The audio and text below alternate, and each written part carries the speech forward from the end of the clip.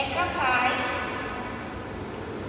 a minha oração é capaz de mover montanhas ou fazer com que 3 dias fique sem chover.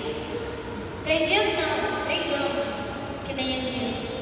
Será que a minha oração hoje, ela move as montanhas da nossa vida?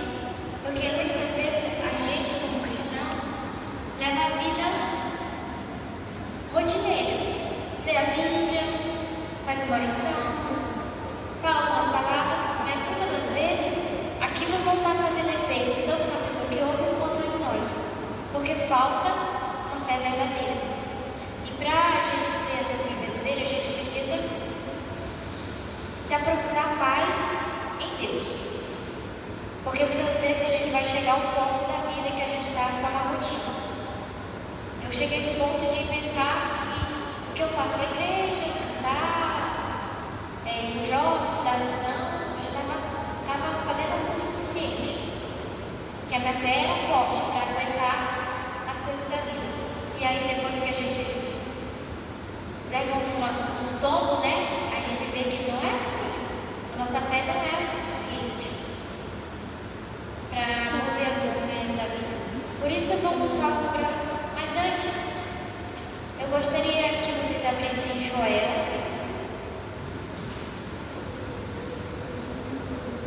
O Joel é só para nós dar uma resumida, um assunto importante.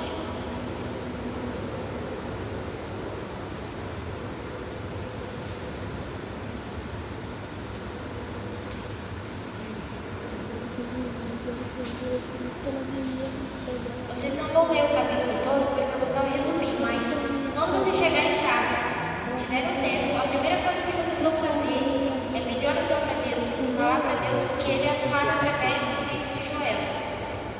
Porque Joel é um livro que eu não conhecia profundamente. Nunca tinha ouvido falar sobre a história de Joel, o que é que acontece nesse livro. E aí uma vez eu assisti um programa de reunião de matinais, buscando mais o Espírito de Deus. E aí um pastor deu um testemunho sobre esse livro. E esse livro eu não conhecia, e eu conheci. Então ele é muito importante. Tá, vocês vão chegar em casa. Quando tiver um tempinho muito bom, vocês não esqueçam de ler esse livro, que, se Deus quiser, eu venho falar sobre ele em outro instante, pode ser?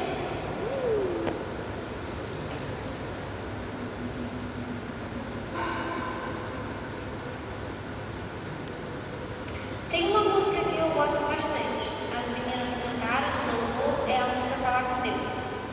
Essa música, ela não é apenas uma canção,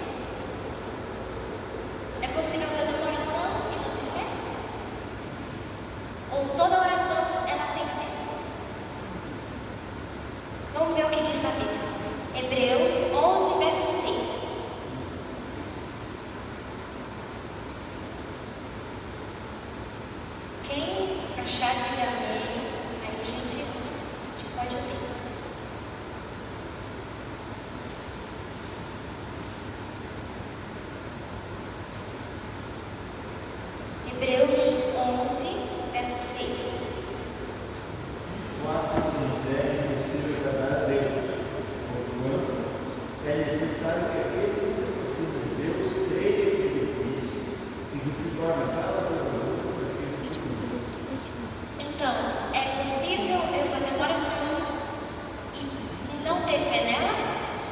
É possível. Mas para que essa oração seja respondida e seja verdadeira, eu preciso ter fé. Porque diz que sem fé é impossível agradar a Deus. Então, para fazer uma oração, para mover montanhas, eu preciso de fé. Mas tem um porém. Efésios 2, verso 8. Podem procurar lá, que vai ter um questionamento interessante. Efésios 2, verso 8.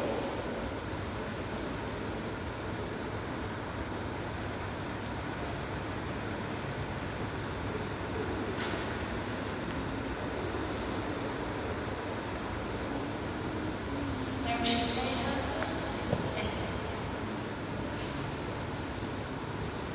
Isso. Amém? Vou ler aqui. Porque pela graça vocês são salvos, mediante a fé. Isso não vem de vós, é dom de Deus. Então, aqui está a questão. Se sem fé é impossível agradar a Deus, essa fé não vem de mim. Não é verdade? Porque se eu faço uma oração rotineira, essa oração não vai ter eficácia. Mas quando eu oro com fé, como é que eu faço para orar com fé? Eu preciso pedir. Porque essa fé não vem de mim. Essa fé é dada por Deus. Todo cristão que quer ter fé, quer ser forte, ter a fé verdadeira, ele precisa pedir a fé. Porque a fé não vem de nós. Não importa, o irmão faz uma oração maravilhosa aqui, mas ela não vai valer de nada se não vir de Deus. A fé naquela oração e também a fé que faz com que Deus se agrade na nossa oração, certo? Porque nós somos pecadores.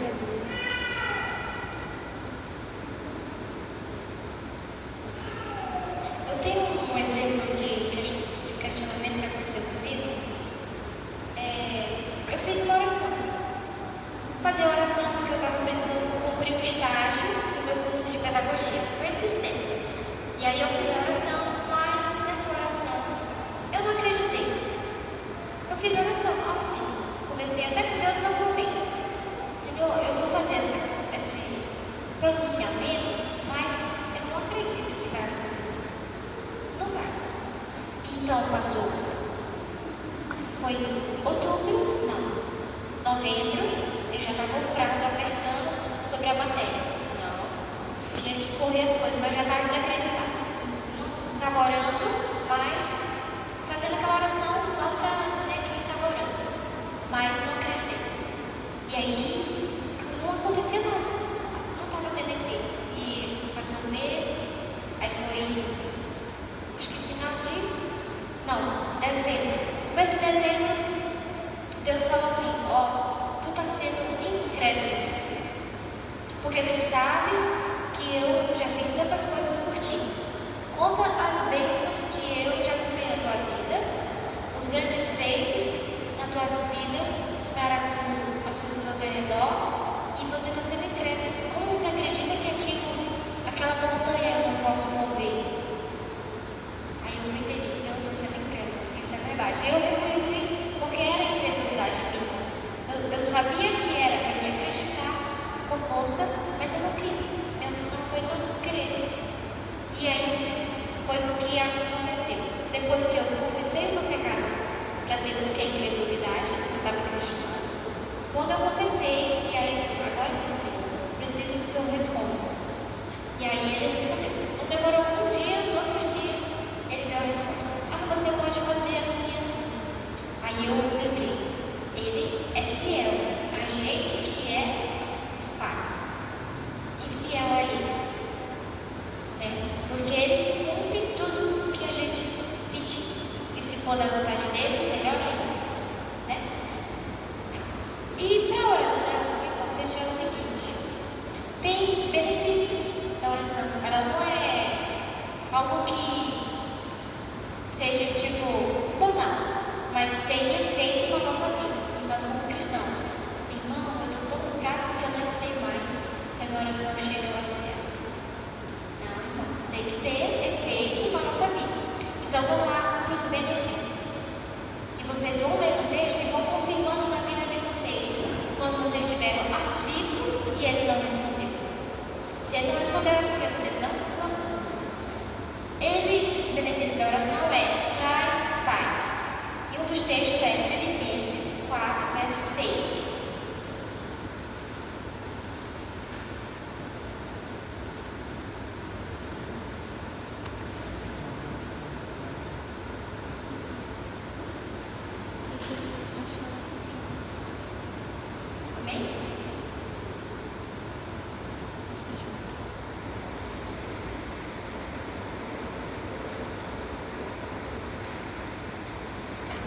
Não fiquem preocupados com coisa alguma, mas em tudo sejam conhecidos diante de Deus os pedidos de vocês pela oração e pela súplica, com ações de graça.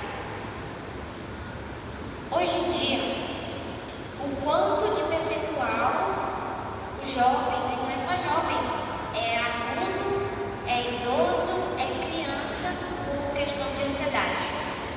Eu falo da ansiedade porque eu passei por um momento de ansiedade assim, que me desesperei. O coração cheio de espírito, parecia desenho da lua.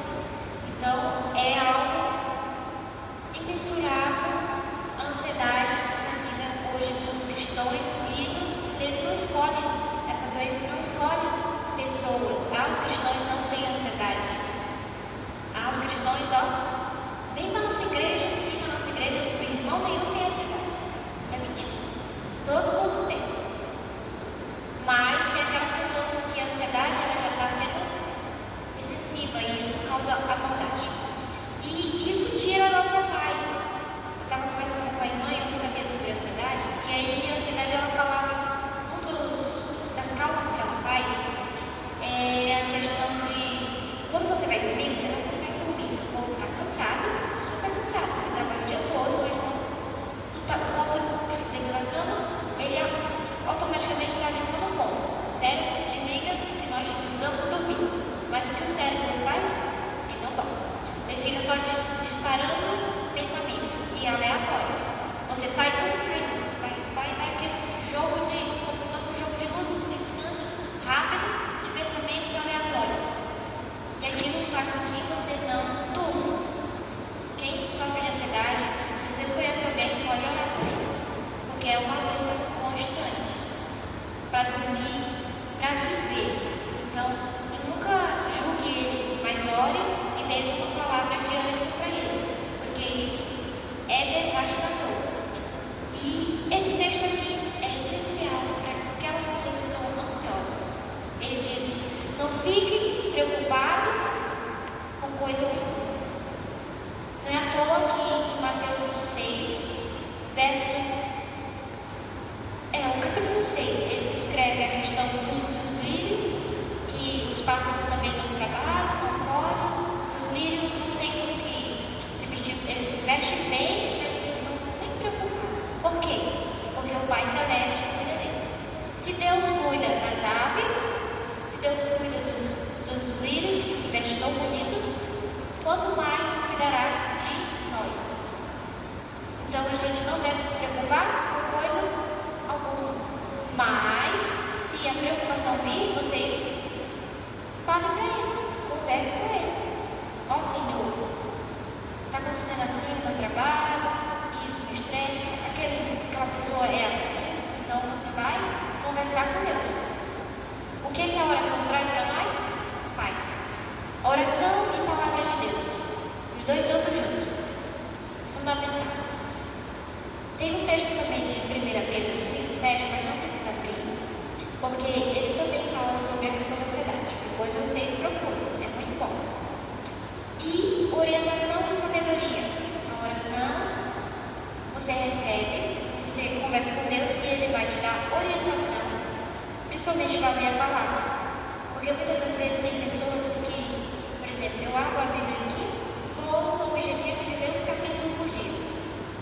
Li, amanhã eu não sei nem mais o que eu li, nem por que li, o que eu aprendi naquele texto.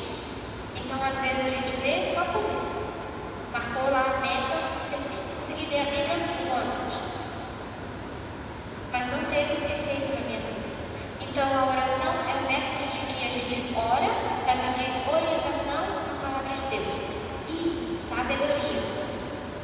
sabedoria, que é fundamental para nós. Se a gente pedir sabedoria para Deus, Ele é fiel em nos dar pela oração. Se você está na dúvida em fazer um plano ou tomar um caminho, você pede orientação e sabedoria para saber se aquele caminho é certo. Você pede por onde? Você fala, conversa com Deus por onde? Pela oração.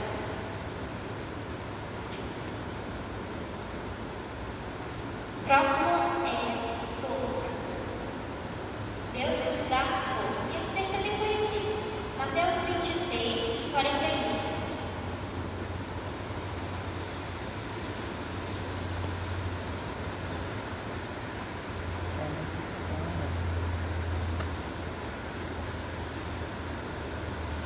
Amém?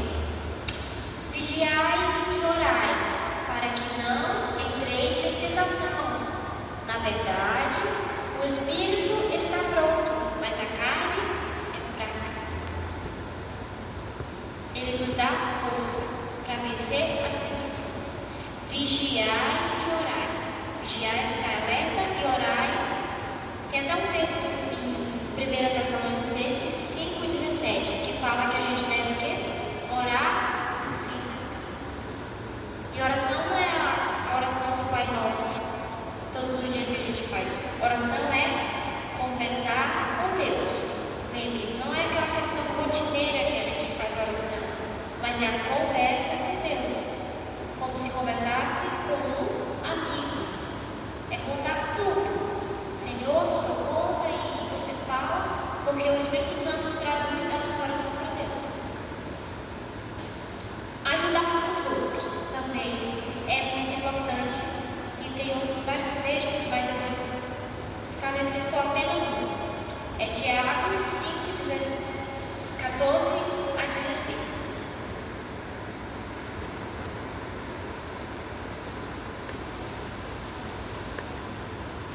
Tiago, capítulo 5, versículo 14 a 16.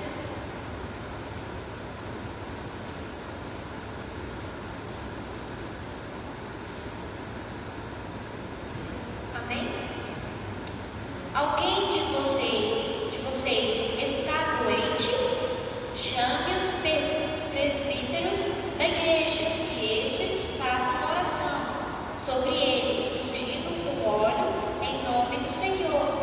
E a oração da fé salvará o enfermo, e o Senhor o levantará. E se houver cometido pecados, estes lhe serão perdoados. O 16 também é muito bom. Diz assim: portanto, confessai-vos os seus pecados uns aos outros e orem uns pelos outros, para que vocês sejam curados. Muito pode sua eficácia a súplica do justo. Então, se nós recebemos a graça de Deus, estamos justos diante dele, a nossa oração sobre alguém doente, qualquer um, pode curar a vida dessa pessoa. E também pode levantar um irmão. O meu pai contou um relato que eu não tinha percebido, mas depois eu percebi. Quando eu ligava para eles estavam dando estudo. Não, quando eu saí da nossa região lá do Pará, nós tínhamos uma tia. E ela conhecia a igreja de Cristo. Às vezes falávamos, conversávamos, e ela só estava indo se influenciando. A igreja de Cristo é o lugar onde eu fui para falar. Só que não ia. Não tinha força, não era algo vivo. Então, vim para cá e com o tempo eu percebi que ela se reunia, se batizou mais um esposo, meu tio. E eu vi isso diferente. Eu disse, mas o que está acontecendo? Porque quando eu saí de lá, eles aceitavam assim, concordavam com os princípios, mas não tomavam a decisão verdadeira de estar na presença de Deus, de aceitar o Evangelho. E aí eles, quando nós ligávamos agora para eles, eles estavam lá, se batizaram os dois e estavam participando do Evangelho, junto com eles, visitando, e uma maior alegria. E fala até que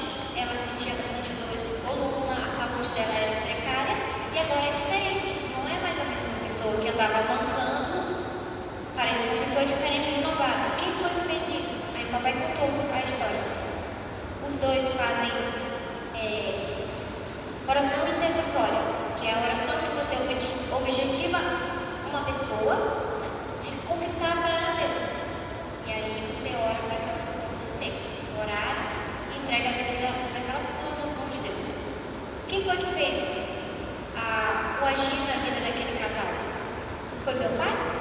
A minha mãe? Não. Eles se colocaram nas mãos de Deus para serem instrumentos usados pelo Santo Espírito, onde mudou, onde o Espírito Santo atuou na vida deles e agora eles são novas criaturas. Então, a oração intercessória move a vida de alguém a chamar para perto de Deus. A gente erra por não orar pelos nossos irmãos. Só ora quando aparece uma situação difícil. E não é assim que deve ser.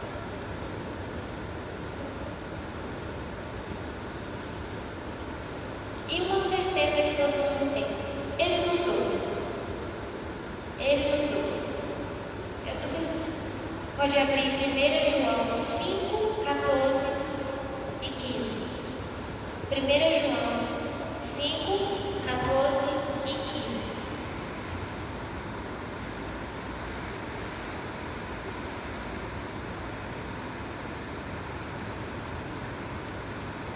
João 5, versículo 14 e 15. Diz assim: E esta é a confiança que temos nele, que se pedirmos alguma coisa segundo a sua vontade, ele nos ouve. E sabemos que nos ouve, e em tudo que pedimos, sabemos que alcançamos as nossas petições que lhe fizemos. Viu a importância? Deus ouve, mas ele não apenas ouve, ele responde. Agora vai depender do nosso coração para com ele, se eu vou aceitar. Porque muitas das vezes Deus responde, mas Deus, essa resposta não era o que eu queria. Eu não queria isso aí, não. Eu queria aquilo ali, eu pedi. Mas o Senhor não respondeu do jeito que eu disse, está errado. Então, às vezes, a gente, com o egoísmo no coração, não atende à vontade de Deus. Por isso que é importante, quando fizermos uma oração, seja feita a tua vontade. Eu sempre lembro do texto que fala: todas as coisas contribuem para o bem e crescimento a Deus. E esse texto eu uso porque faz me lembrar que não é a minha vontade. Porque às vezes eu peço proteção, mas um acidente pode me pegar na frente. Por quê? Porque eu não sei qual é a vontade dele. Talvez por um acidente possa ter a salvação de muitos. A gente sabe os planos de Deus? Mas a vontade dele é verdadeira e é a melhor escolha que nós podemos ter e podemos alcançar a escolha de Deus, a vontade dele. Irmão, já está faltando 10 minutos. Tá. Só mais algumas características, mas não vou falar o versículo, mas que vocês possam entender através dessa pregação que a vida da gente é uma luta e cada vez mais a gente vai ter que lutar. E se a gente não orar, não vamos vencer. Mas também, se eu apenas orar, também não vou vencer. Porque a Ellen White ela fala: aqueles que ainda oram, apenas ainda oram, logo deixarão de orar, porque elas não estão trabalhando. Elas precisam orar e trabalhar. A oração alivia o cansado, está escrito em Mateus 11, 28, 30, que fala, vocês conhecem, é um texto bem conhecido, que fala: vinde a mim, todos que estão cansados e sobrecarregados, e eu vos aliviarei. Então, ele alivia o cansado e também dá perdão. Salmos 32, verso 5 diz: confessei o meu pecado e a minha maldade não encobri. Disse-a eu: confessarei ao Senhor as minhas transgressões, e tu perdoastes a maldade e o meu pecado. Então, quando confessamos nosso pecado através da oração para com Deus, Ele é fiel em perdoar nós. E por último, o Espírito Santo.